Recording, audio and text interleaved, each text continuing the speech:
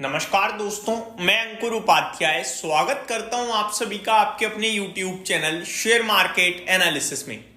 दोस्तों, इससे previous video में मैंने आप सभी के साथ डिस्कस किया था कि जो आज बाजार में हुआ, आज जो ये उछाल, जो ये तेजी देखने को मिली है, ये जिनको बेचना है उनके लिए बड़ा पॉजिटिव है, क्योंकि अब मार्केट में कुछ बायर खड़े हो जाएंगे इस तेजी को देखकर। और जो गिरावट होती है ना, शार्प फॉल जो होता है, उसमें इस तरीके की तेजी आती है बीच बीच में, ताकि बायर पैदा हो मार्केट में और वो सौदा खरीदे, जिसको बेचना है वो इजीली बेच पाए। क्योंकि हर दिन अगर गिरावट होगी तो खरीदार बिल्कुल गायब हो जाएगा। जैसा कि कल मैंने आपको बताया कि डिमांड सप्लाई में इस समय डिमांड बिल्कुल है नहीं और सप्लाई बहुत ज्यादा है, जिसकी वजह से मार्केट में पैनिक क्रिएट हो रहा है, कोई खरीदने को तैयार नहीं है। लेकिन आज काफी सारे ऐसे इन्वेस्टर्स होंगे जो खरीदने के लिए तैयार हो गए होंगे।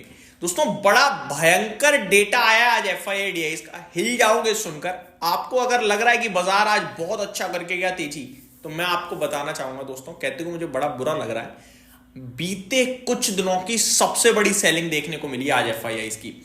यानी कि जैसे ही सामने बायर खड़ा हुआ, जी खोल के जी भर के बेचा है FII ने। क्या आपने सोचा था कि आज ऐसा हो सकता है? मैं आपको डेटा बताता हूं। 8132 करोड़ की FII ने सेलिंग करी है। अगर आपको यह अमाउंट बहुत बड़ा लग रहा है तो अब आप सुनिए ओवरऑल क्या हुआ है आज। ये तो नेट लेवल पे है, यानी कि 2 रुपए का खरीदा, 1 रुपए का बेचा, नेट आ गया 1 रुपए। ये तो नेट हो गया 8132 करोड़ की सेलिंग का। ओवरऑल पता है कितना बेचा आज FII ने? 21,926 करोड़ का। यानी इतना माल उन्होंने मार्केट में ड्रॉप कर दिया और बायर खड़ा था सामने आज। रेगुलर बेसिस पे मैं आपके साथ FII का डेटा शेयर करता हूं, और नेट लेवल पे नहीं, ओवरऑल लेवल पे करता हूं। ओवरऑल पे 15,000, 13,000, 14,000 करोड़ का डेटा आता है, और नेट लेवल पे 4,000, 5,000 करोड़ का डेटा आता है। आज नेट लेवल पे 8,132 करोड़ की सेलिंग का फिगर आया है।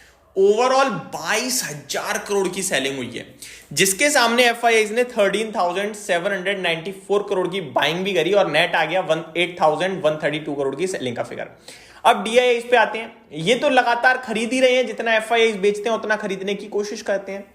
बीते कुछ दिनों में FII जितना बेच रहे हैं उससे ज्यादा ही खरीद रहे हैं DII, कम नहीं खरीद रहे। लेकिन मार्केट गिर रहा था, पता है क्यों? क्योंकि रिटेल इन्वेस्टर का कॉन्फिडेंस हिला हुआ था। आज क्या हुआ? सुबह सुबह DII ने खरीदा होगा, FII ने सेलिंग नहीं, सुबह सुबह FII ने भी उठाया होगा माल थोड़ा बहुत।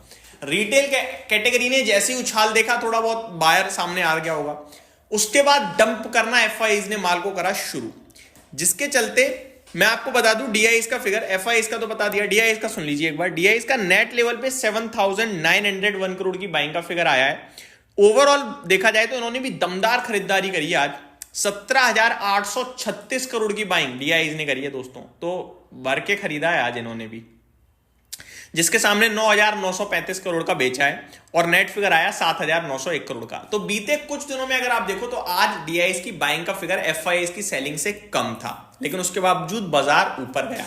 ये बाउंस बैक था दोस्तों, और ये बाउंस बैक ड्यू था जो आ चुका है। तो इस बाउंस बैक को केवल बाउंस बैक ही समझना, मैं दोबारा बोल रहा हूं। और इसके ऊपर आज मैंने 3 वीडियो बनाई है कि ये तेजी टिकाऊ है, ये बाउंस बैक है, और इसमें आपको क्या करना चाहिए।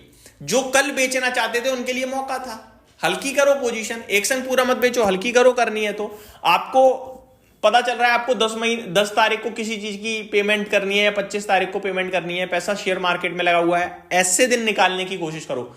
निकालते कब हो? कल वाले दिन, जैसे जब सब कुछ टूट गया है, भयंकर गिरावट है, तब निकालते हो कि बेच दो बेच दो। जिस दिन मौका दे रहा है बाजार, उस दिन निकाल लो हल्का फुल्का, सिंपल। और अगर आपका व्यू 3 साल का है, 5 साल का है, कोई दिक्कत नहीं है। इस तरीके की सिचुएशन आएंगी, आपको सहनी पड़ेंगी। अब आ जाता हूं दोस्तों, ग्लोबल मार्केट्स की बात करते हैं। पहले FII डेटा तो मैंने शेयर करा। ग्लोबल मार्केट्स की बात करें तो एशिया बात करता हूं। एशिया में बाउंस बैक अच्छा देखने को मिला है आज ज्यादातर मार्केट्स में, लेकिन जापान में गिरावट ही थी। लगभग 0.25% आज भी जापान के मार्केट्स में गिरावट देखने को मिली है। निकाई में शंघाई 2.5% ऊपर था, हैंगसेंग लगभग 0.2% ऊपर था, कॉस्पी 0.1% ऊपर था, मलेशिया आधा % नीचे था, ताइवान में लगभग 1.5% की तेजी है। तो आज एशिया पैसिफिक तो तेजी थी। यूरोप पे आते हैं दोस्तों, फिट्सी फ्लैट टू नेगेटिव है, डेक्स 0.5% अप था, कैक 1/3% अप है। यूरोप यूएस मार्केट्स में आते हैं। डाउ कुछ नहीं कर रहा, 30 पॉइंट ऊपर है। नेस्डेक कुछ नहीं कर रहा, 30 पॉइंट नीचे है। S&P 500 फ्लैट टू नेगेटिव है। रसेल 2000 में तेजी है 1% के करीब की, तो ये अच्छा मूव दे रहा है। तो ग्लोबल मार्केट से मिले जुले संकेत हैं। अब आ जाते हैं निफ्टी पे। निफ्टी 23,176 पे बंद हुआ है दोस्तों। कोई लेवल शॉर्ट में है नहीं आसपास। नीचे 23,800 का इंपॉर्टेंट लेवल है और ऊपर में 23,350 और 23,600 दो बड़े इंपॉर्टेंट लेवल हैं। 350 के ऊपर अगर बाजार जाए क्लोजिंग दे तो थोड़ा सोचना कि हाँ यार 100-200 पॉइंट्स की तेजी और आ सकती है। 23,600 के ऊपर अगर बंद हो जाए तो दोबारा तेजी में आ जाना। लेकिन जब तक इन दोनों लेवल के नीचे हैं, आप जो भी उछाल आ रहा है वो बाउंस बैक के लिए यूज होगा और वापस से सेलिंग आएगी। सिंपल इतना ही बोलना चाहूंगा। अब आते हैं स्टॉक्स लेवल पे। एक्शन बड़ा होगा दोस्तों, रिजल्ट सीजन शुरू हो गया है। पहले बताना चाहूंगा आज किसके नंबर्स आए। Network 18, Shoppers Stop, Hathway Cable, HDFC, AMC open market में ही आ गए थे। कल किस किस के नंबर आने वाले हैं उसको डिस्कस करते हैं दोस्तों, क्योंकि अब रिजल्ट सीजन धीरे धीरे धीरे धीरे बढ़ता चला जाएगा। कल कहां कहां इंपॉर्टेंट नंबर्स हैं। HDFC Life Insurance, OFSS, L&T Technology, Bank of Maharashtra, Punjab and Sind Bank, CEAT Limited, Maharashtra Scooters, Transrail Lighting, Oriental Hotel, Nelco, ये नेल्को NELCO वाला है, एरोफ्लेक्स इंडस्ट्रीज। ये स्टॉक्स हैं दोस्तों जो कल अपने नंबर्स पेश करेगी। बाकी और भी कुछ कंपनियां हैं बट छोटी छोटी कंपनियां हैं जिनके मैं नाम नहीं शेयर कर रहा हूं।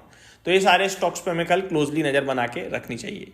उम्मीद करता हूं ये वीडियो अच्छी लगी होगी, जानकारी पसंद आई होगी। Thank you so much for watching this video. Good night guys.